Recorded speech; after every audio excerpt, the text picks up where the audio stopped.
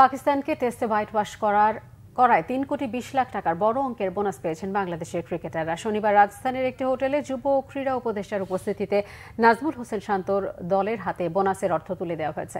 এই অর্থের বড় একটা অংশ সাম্প্রতিক বন্যায় ক্ষতিগ্রস্তদের সাহায্যে যুব ক্রীড়া উপদেষ্টা আসিফ মাহমুদের হাতে তুলে দিয়েছেন ক্রিকেটাররা।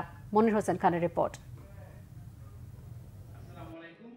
বড় যে কোনো ম্যাচ বা সিরিজ জিতলেই ক্রিকেটাররা বিসিবি থেকে বিশেষ বোনাস পেয়ে থাকেন। প্রথমবারের মতো পাকিস্তানকে টেস্টে হারিয়েছে বাংলাদেশ। শুধু একটি জয় নয়, পাকিস্তানকে তাদেরই মাটিতে হোয়াইট ওয়াশ করেছে টাইগাররা। নিয়মিত বোনাসের চেয়ে এবারের অঙ্কটা ছিল অনেক বড়। ক্রিকেট বোর্ডের বোনাস হলেও বিশেষ আয়োজনে যুব ও ক্রীড়া উপদেষ্টার হাত থেকে বোনাসের অর্থ নেন ক্রিকেটাররা। সেই অর্থের বড় একটা অংশ বন্যার্তদের সাহায্য দিয়ে দিয়েছেন ক্রিকেটাররা।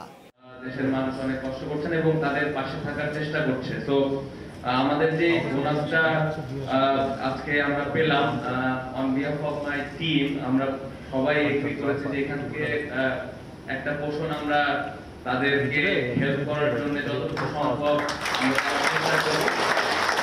বিসিবি সভাপতি ফারুক আহমেদ জানান, একটি দুটি সিরিজ জয়ের চেয়ে পারফরমেন্সের ধারাবাহিক উন্নতি বেশি জরুরি। পেস বোলারদের উত্থানে সন্তুষ্ট বিসিবির নতুন বস। ভালো খেলাটা খুব গুরুত্বপূর্ণ। খেলায় তো হার জিত আসবেই, এটা একটা পার্ট। অ্যান্ড আমরা সবাই জানি ইন্ডিয়ার স্ট্রেংথ কী, আমাদের স্ট্রেংথ কী।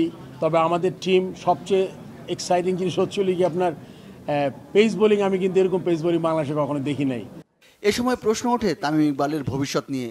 তিনি ক্রিকেটে ফিরবেন নাকি বোর্ড পরিচালকের দায়িত্ব নেবেন তা নিয়ে আছে গুঞ্জন। বিসিবি সভাপতির পাল্টা প্রশ্ন, তামিম কি অবসর নিয়েছেন? তামিম এসেছিল আমার সাথে, জানেন আমি প্রেসিডেন্ট হওয়ার পরে প্লেয়ারদের সাথে এরকম বসতে পারি নাই।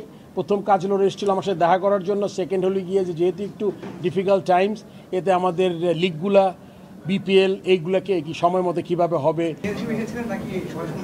আপাতত প্লেয়ার রিটায়ার করছে নাকি ও। রবিবার ভারত সফরে বাংলাদেশ ছাড়বে টাইগাররা। আপনার সিরিজ জয়। মনির হোসেন খান, বাংলা ভিশন, ঢাকা।